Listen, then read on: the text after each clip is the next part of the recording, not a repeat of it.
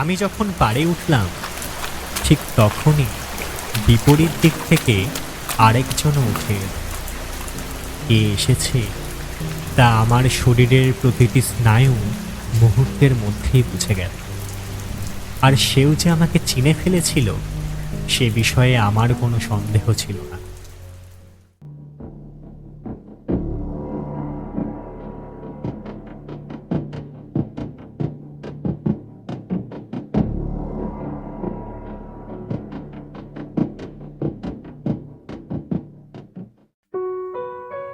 আজ আপনারা হাইলি সাসপিশিয়াসে শুনবেন রবীন্দ্রনাথ ঠাকুরের লেখা এক রাত্রি। এই গল্পটির যে কোনো রকম কন্টেন্ট পাইরেসির বিরুদ্ধে উপযুক্ত আইনি ব্যবস্থা নেওয়া হবে। আর কি বা হবে কন্টেন্ট পাইরেসির মতো অসৎ কাজ করে? তার থেকে চলুন গল্পটি শুনে নেওয়া যাক।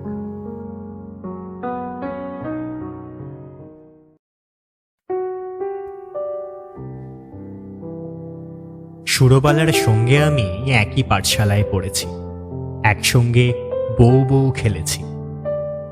তাদের বাড়িতে গেলে সুরবালার মা আমাকে খুব আদর করতেন। আমাদের দুজনকে পাশাপাশি বসিয়ে নিজের মনে বলতেন, আহা, দুজনকে বেশ মানায়। তখন ছোট ছিলাম, কিন্তু কথাটার অর্থ মোটামুটি বুঝতাম। মনে দৃঢ়ভাবে বসে গিয়েছিল সুরবালার ওপর অন্য সবার চেয়ে আমারই যেন একটু বেশি অধিকার আছে। সেই অধিকার বোধে আমি তাকে কম শাসন বা জ্বালাতন করতাম না। সেও চুপচাপ আমার সব আবদার মেনে নিত, আমার বকুনি শাস্তিও সহ্য করত। পাড়ার সবাই তার রূপের প্রশংসা করত, কিন্তু আমার মতো এক দুরন্ত ছেলের চোখে তার সৌন্দর্যের কোনো মূল্য ছিল না। আমি শুধু জানতাম সুরবালা যেন আমার কর্তৃত্ব মেনে নেওয়ার জন্যই জন্মেছে, তাই তাকে অবহেলা করাই যেন আমার স্বাভাবিক অভ্যাস ছিল। আমার বাবা চৌধুরী জমিদারের নায়েব ছিলেন। তার ইচ্ছে ছিল একটু বড় হলেই আমাকে জমিদারির সেরেস্তার কাজ শিখিয়ে কোথাও গোমস্তার চাকরিতে লাগিয়ে দেবেন, কিন্তু আমি মনে মনে তাতে রাজি ছিলাম না। আমাদের পাড়ার নীলরতন কলকাতায় পালিয়ে গিয়ে পড়াশোনা করে কালেক্টর সাহেবের নাজির হয়েছে। আমিও মনে মনে ঠিক করেছিলাম অন্তত কালেক্টরের নাজির না হতে পারি, জজ আদালতের হেড ক্লার্ক তো হবই। ছোটবেলা থেকেই দেখতাম বাবা আদালতের কর্মচারীদের খুব সম্মান করেন। নানা উপলক্ষে মাছ, তরকারি, টাকা পয়সা দিয়ে তাদেরকে খুশি রাখতে হয়, এসবও জানতাম। তাই আদালতের ছোট কর্মচারী, এমনকি পেয়াদাদের প্রতিও আমার মনে গভীর শ্রদ্ধা জন্মেছিল। মনে হতো এরাই যেন আমাদের দেশের নতুন যুগের দেবতা। মানুষের বৈষয়িক সাফল্যের জন্য এখন আর শুধু গণেশের ওপর নির্ভর করা হয় না, এদের ওপরই বেশি ভরসা করা হয়। নীলরতনের মতো আমিও এক সময় সুযোগ পেয়ে কলকাতায় পালিয়ে গেলাম। প্রথমে গ্রামের এক পরিচিত লোকের বাড়িতে থাকতাম, পরে বাবাও পড়াশোনার খরচে কিছু সাহায্য করতে লাগলেন। নিয়ম মতো লেখাপড়াও চলতে লাগল। পড়াশোনার পাশাপাশি বিভিন্ন সভা সমিতিতেও যোগ দিতাম। তখন দৃঢ় বিশ্বাস ছিল দেশের জন্য প্রাণ দেওয়াই সবচেয়ে বড় কর্তব্য, কিন্তু কিভাবে সেই কাজ করা হয় তা জানতাম। অন্য কেউ তেমন কোনো পথ দেখাতে পারত না। তবু উৎসাহের কোনো অভাব ছিল না। আমরা গ্রাম থেকে আসা ছেলে, শহরের ছেলেদের মতো সবকিছু নিয়ে ঠাট্টা করতে শিখিনি, তাই আমাদের আন্তরিকতা ছিল অটুট। সভার নেতারা বক্তৃতা দিতেন, আর আমরা চাঁদার খাতা নিয়ে রোদে রোদে বাড়ি বাড়ি ঘুরে টাকা তুলতাম। রাস্তায় দাঁড়িয়ে প্রচারপত্র বিলি করতাম। সভার বেঞ্চ, চেয়ার সাজাতাম। কেউ আমাদের দলের নেতার নামে খারাপ কথা বললে মারামারিতেও নেমে পড়তাম। শহরের ছেলেরা এসব দেখে আমাদের বাঙাল বলে হাসত। আমি নাজির বা সেরেস্তাদার হওয়ার স্বপ্ন নিয়ে কলকাতায় এসেছিলাম, কিন্তু শেষে নিজেকে ম্যাট সিনিয়র গ্যারিবল্ডি বানানোর প্রস্তুতি নিতে শুরু করলাম। এমন সময় বাবা আর সুরবালার বাবা মিলে আমাদের বিয়ের কথা ঠিক করতে উদ্যোগী হলেন। আমি যখন 15 বছর বয়সে কলকাতায় পালিয়ে এসেছিলাম, তখন সুরবালার বয়স ছিল 8, এখন আমার 18। বাবার মতে আমার বিয়ের বয়স হয়ে গেছে, কিন্তু আমি মনে মনে শপথ নিয়েছি বিয়ে করব না, দেশের জন্য জীবন উৎসর্গ করব। তাই বাবাকে বললাম, পড়াশোনা শেষ না করে আমি বিয়ে করব না। কয়েক মাস পরে খবর পেলাম উকিল রামলোচন বাবুর সঙ্গে সুরবালার বিয়ে হয়ে গেছে। তখন আমি দেশ সেবার কাজে এতটাই ব্যস্ত ছিলাম যে খবরটা বিশেষ গুরুত্বই দিলাম না।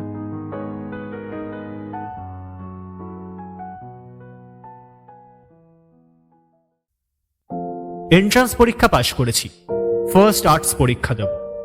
এমন সময়ে বাবা মারা গেলেন। সংসারে শুধু আমি নই, মা আর 2 বোনও ছিলেন। তাই কলেজ ছেড়ে চাকরির খোঁজে বের হতে হলো। অনেক চেষ্টা করে নোয়াখালী বিভাগের একটি ছোট্ট শহরের এন্ট্রান্স স্কুলে সেকেন্ড মাস্টারের চাকরি পেলাম। মনে হলো এটাই আমার উপযুক্ত কাজ। ছাত্রদের উপদেশ আর উৎসাহ দিয়ে তাদের ভবিষ্যতের দেশের সৈনিক হিসেবে গড়ে তুলব। কাজ শুরু করেই বুঝলাম ভবিষ্যৎ ভারতের চেয়ে আসন্ন পরীক্ষার চিন্তাই অনেক বেশি গুরুত্বপূর্ণ। ছাত্রদের ব্যাকরণ বা অ্যালজেব্রার বাইরে অন্য কিছু কথা বললেই হেডমাস্টার রেগে যান। মাস 2 মধ্যেই আমার সেই উৎসাহ ফিকে হয়ে গেল। আমাদের মতো সাধারণ মানুষ ঘরে বসে অনেক বড় বড় স্বপ্ন দেখে, কিন্তু বাস্তবে কাজের মাঠে নেমে প্রতিদিনের দায়িত্ব পালন করতে করতে সেই স্বপ্নগুলো হারিয়ে যায়। শেষে দিনের কাজ শেষ করে দুমুঠো খেতে পেলেই সন্তুষ্ট থাকতে হয়। আগুন লাগার আশঙ্কায় প্রতি মাসে একজন করে শিক্ষককে স্কুলেই রাত কাটাতে হতো। আমি অবিবাহিত ছিলাম, তাই সে দায়িত্ব আমার ওপরই পড়েছিল। স্কুলটি লোকালয় থেকে একটু দূরে, একটি বড় পুকুরের ধারে। চারিদিকে সুপারি, নারকেল আর মাদার গাছ। স্কুল ঘরের একেবারে পাশে পাশাপাশি দাঁড়িয়েছিল 2টি বিশাল পুরনো নিম গাছ, যেগুলো সারা দিন ছায়া দিত। এতক্ষণ একটি কথা বলিনি, কারণ আগে সেটা বিশেষ গুরুত্বপূর্ণ বলে মনে হয়নি। আমাদের স্কুলের কাছেই সরকারি উকিল রামলোচন রায়ের বাড়ি, আর তার স্ত্রী যে আমার ছোটবেলার সঙ্গী সুরবালা, সেটা আমি জানতাম। রামলোচন বাবুর সঙ্গে আমার আলাপ হলো। তিনি জানতেন কিনা যে সুরবালার সঙ্গে আমার ছোটবেলার পরিচয় ছিল, তা আমি জানি না। আমিও নতুন করে সে প্রসঙ্গ তোলা ঠিক মনে করিনি। তখনও মনে হয়নি সুরবালা কোনো এক সময় আমার জীবনের সঙ্গে এত গভীরভাবে জড়িয়েছিল। একদিন ছুটির দিনে রামলোচন বাবুর বাড়িতে তার সঙ্গে দেখা করতে গেলাম। কি নিয়ে কথা হচ্ছিল মনে নেই, সম্ভবত দেশের বর্তমান অবস্থা নিয়ে। তিনি বিষয়টা নিয়ে খুব চিন্তিত ছিলেন এমনটা নয়, তবে তামাক খেতে খেতে এ নিয়ে ঘণ্টাখানেক গল্প করা যায়। হঠাৎ পাশের ঘর থেকে খুব মৃদু চুরির টুংটাং শব্দ, কাপড়ের খসখস আর পায়ের শব্দ কানে এলো। বুঝতে পারলাম জানলার ফাঁক দিয়ে কেউ কৌতূহল নিয়ে আমায় দেখছে। মুহূর্তের মধ্যেই আমার মনে পড়ে গেল সেই 2টি চোখ, বিশ্বাসে, সরলতায় আর শৈশবের স্নেহে ভরা বড় বড় কালো 2টি চোখ। যেন কেউ হঠাৎ আমার বুক শক্ত করে চেপে ধরল, ভেতরটা ব্যথায় টন টন করে উঠল। বাড়ি ফিরে এলাম, কিন্তু সেই ব্যথা আর গেল না। পড়তে বসি, লিখতে বসি, কিছুতেই মন বসে না। মনে হলো বুকের ভেতর একটা ভারী বোঝা দুলছে। সন্ধ্যায় শান্ত হয়ে নিজের মনকে জিজ্ঞাসা করলাম, এমন হলো কেন? মনের ভেতর থেকে উত্তর এলো, তোমার সেই সুরবালা কোথায় গেল? আমি বললাম, আমি তো তাকে ছেড়েই দিয়েছিলাম। সে কি সারা জীবন আমার জন্য অপেক্ষা করবে? মনের ভেতর আবার উত্তর এলো, যাকে একদিন ইচ্ছে করলেই পেতে, আজ তাকে একবার চোখে দেখারও অধিকার নেই। সেই ছোটবেলার সুরবালা যত কাছেই থাকুক, তার চুরির শব্দ শুনতে পাবে, তার উপস্থিতি অনুভব করবে, কিন্তু তোমাদের মাঝখানে চিরদিন একটা দেয়াল থাকবে। আমি বললাম, থাকুক না, সুরবালা আমার কে? উত্তর এলো, আজ সে তোমার কেউ নয়, কিন্তু সে তোমার কি না হতে পারত। কথাটা সত্যিই ঠিক। সুরবালা আমার কত কিছুই না হতে পারত। সে হতে পারত আমার সবচেয়ে আপন মানুষ, আমার জীবনের সুখ দুঃখের সঙ্গী। অথচ আজ সে এত দূরের, এত পরের। আজ তাকে দেখা নিষেধ, তার সঙ্গে কথা বলা অন্যায়, এমনকি তাকে নিয়ে ভাবাও যেন পাপ। আর কোথা থেকে এক রামলোচন এসে কয়েকটি মন্ত্র পড়েই তাকে পৃথিবীর সবার কাছ থেকে নিজের করে নিয়ে গেল। আমি সমাজের নিয়ম ভাঙতে চাই না, নতুন কোনো মতবাদও প্রচার করতে চাই না, শুধু নিজের মনের কথাই বলছি। মানুষের মনে অনেক ভাব আসে, যার সবই যে যুক্তিসঙ্গত হবে তা নয়। তবু মনে হচ্ছিল রামলোচনের ঘরের আড়ালে থাকা সুরবালা যেন তার চেয়েও বেশি আমার। এ চিন্তা অন্যায়, তা আমি জানি, কিন্তু একেবারে অস্বাভাবিকও নয়। এরপর আর কোনো কাজেই মন বসত না। দুপুরবেলায় ক্লাসে ছাত্ররা যখন গুনগুন করে পড়ত, বাইরে ঝাঁঝালো রোদে নিমফুলের গন্ধ হাওয়ায় ভেসে আসত, তখন মনে হতো কি যে করতে ইচ্ছে করে তা নিজেও জানি না। শুধু এইটুকু বুঝতাম, ভবিষ্যতের ভারতের সৈনিক গড়ার স্বপ্ন নিয়ে ব্যাকরণের ভুল সূত্রে জীবন কাটাতে আর ভাল লাগছে না। স্কুল ছুটি হয়ে গেলে সেই বড় ঘরে একা থাকতে মন চাইত না। আবার কোনো ভদ্রলোক দেখা করতে এলেও বিরক্ত লাগত। সন্ধেবেলায় পুকুরের ধারে বসে সুপুরি আর নারকেল গাছের পাতার মর্মর্ধ্বনি শুনতে শুনতে ভাবতাম, মানুষের জীবন যেন এক অদ্ভুত ভুলের জাল। ঠিক সময়ে ঠিক কাজ কেউ করতে পারে না, পরে ভুল সময়ে ভুল ইচ্ছে নিয়ে শুধু অস্থির হয়। মনে হতো আমার মতো মানুষ সুরবালার স্বামী হলে হয়তো সারা জীবন সুখেই কাটিয়ে দিতে পারত, অথচ আমি দেশ সেবার স্বপ্নে বিভোর হয়ে শেষে এক গ্রামের স্কুলের সেকেন্ড মাস্টার হয়ে রইলাম। আর রামলোচন রায়, তার তো বিশেষ করে সুরবালাকেই বিয়ে করার কোনো দরকার ছিল না। বিয়ের আগে সুরবালা আর অন্য কোনো মেয়ে সবই তার কাছে সমান ছিল, অথচ সেই মানুষই বিয়ে করে সরকারি উকিল হয়ে দিব্যি সংসার করছে। যেদিন মেজাজ খারাপ সেদিন সুরবালাকে বকাঝকা করে, যেদিন মন ভালো সেদিন তার জন্য গয়না বানায়। মোটাসোটা আরামদায়ক জীবন, কোনো আফসোস নেই। পুকুর পাড়ে বসে আকাশের তারা দেখে দীর্ঘশ্বাস ফেলতে হয় না তাকে। এমন সময় এক বড় মামলার কাজে রামলোচন কয়েকদিনের জন্য বাইরে গেলেন। আমি যেমন স্কুল ঘরে একা ছিলাম, সেদিন সুরবালাও বোধহয় তার বাড়িতে একাই ছিল। সেদিন ছিল সোমবার। সকাল থেকেই আকাশ মেঘে ঢাকা। বেলা 10টার দিকে টিপটিপ করে বৃষ্টি শুরু হলো। আকাশের অবস্থা দেখে হেডমাস্টার আগে ভাগেই স্কুল ছুটি দিয়ে দিলেন। সারাদিন কালো মেঘ আকাশ জুড়ে ঘুরে বেড়ালো। পরদিন বিকেলের দিক থেকে শুরু হলো মুষলধারে বৃষ্টি, সঙ্গে প্রচণ্ড ঝড়। রাত যত বাড়তে লাগলো, ঝড় আর বৃষ্টির তাণ্ডব তত বাড়তে লাগলো। প্রথমে পূর্ব দিক থেকে বাতাস বইছে, পরে উত্তর পূর্ব দিক থেকে ঝাপটা আসতে লাগলো। সেই রাত্রে ঘুমানোর কোনো উপায় ছিল না। বারবার মনে পড়ছিল এই ভয়ঙ্কর দুর্যোগে সুরবালা বাড়িতে একা আছে। আমাদের স্কুল ঘর তার বাড়ির চেয়ে অনেক বেশি মজবুত। কতবার মনে হলো তাকে ডেকে স্কুলে এনে আশ্রয় দিই, আর আমি নিজে পুকুর পাড়ে রাত কাটিয়ে দিই। কিন্তু শেষ পর্যন্ত সেই সাহস আর হলো না। রাত তখন প্রায় 1টা কি 1:30। হঠাৎ বানের গর্জন শোনা গেল। মনে হলো সমুদ্র যেন ছুটে আসছে। আমি ঘর থেকে বেরিয়ে সুরবালাদের বাড়ির দিকে রওনা দিলাম। পথে আমাদের পুকুরের পাড়, সেখানে পৌঁছানোর আগেই হাঁটু পর্যন্ত জল হয়ে গেল। কোনো মতে পুকুরের উঁচু পাড়ে উঠে দাঁড়াতেই আরেক দফা বিশাল ঢেউ এসে আছড়ে পড়ল। পুকুরের ওই পাড়টা প্রায় 10-11 হাত উঁচু ছিল। আমি যখন পাড়ে উঠলাম ঠিক তখনই বিপরীত দিক থেকে আরেকজন উঠে এল।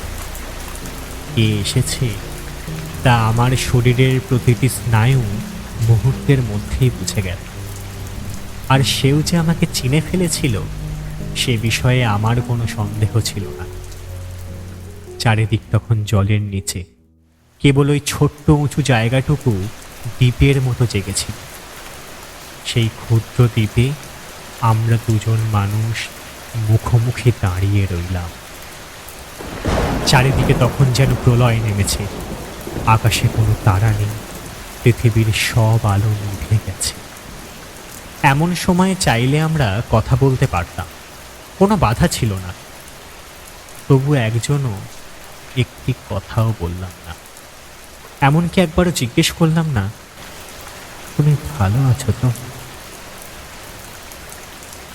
আমরা শুধু অন্ধকারের দিকে তাকিয়ে দাঁড়িয়ে রইলাম। পায়ের নিচে কালো উন্মত্ত মৃত্যু স্রোত গর্জন করতে করতে বয়ে যাচ্ছিল। সেই মুহূর্তে মনে হলো সমস্ত পৃথিবী থেকে বিচ্ছিন্ন হয়ে সুরবালা আজ আমার পাশে এসে দাঁড়িয়েছে।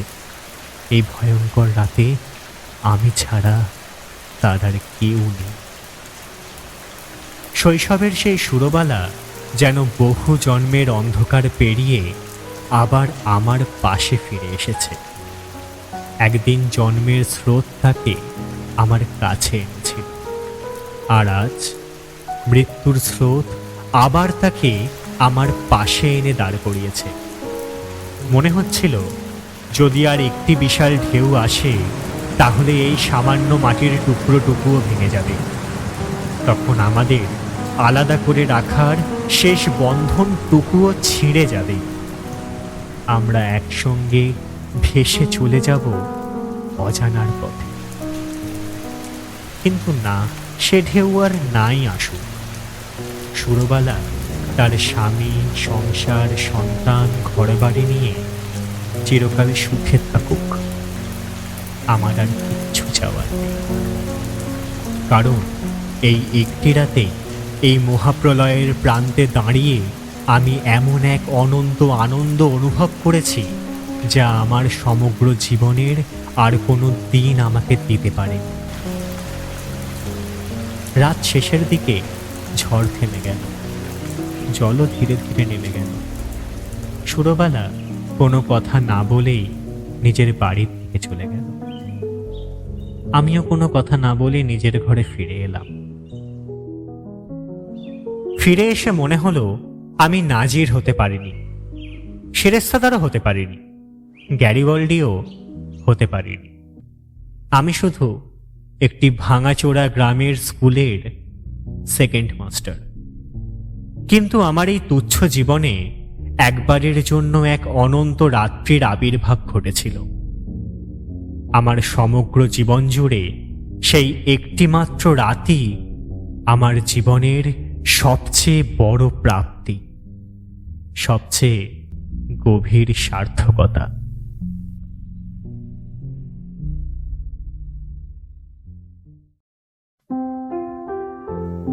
তাহলে আজকের মতো গল্প এখানেই শেষ।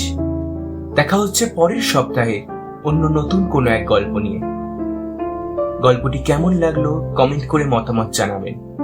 ভালো লাগলে লাইক করবেন, বন্ধুদের সাথে শেয়ার করবেন, আর সাবস্ক্রাইব করতে ভুলবেন না আমাদের official YouTube channel highly suspicious.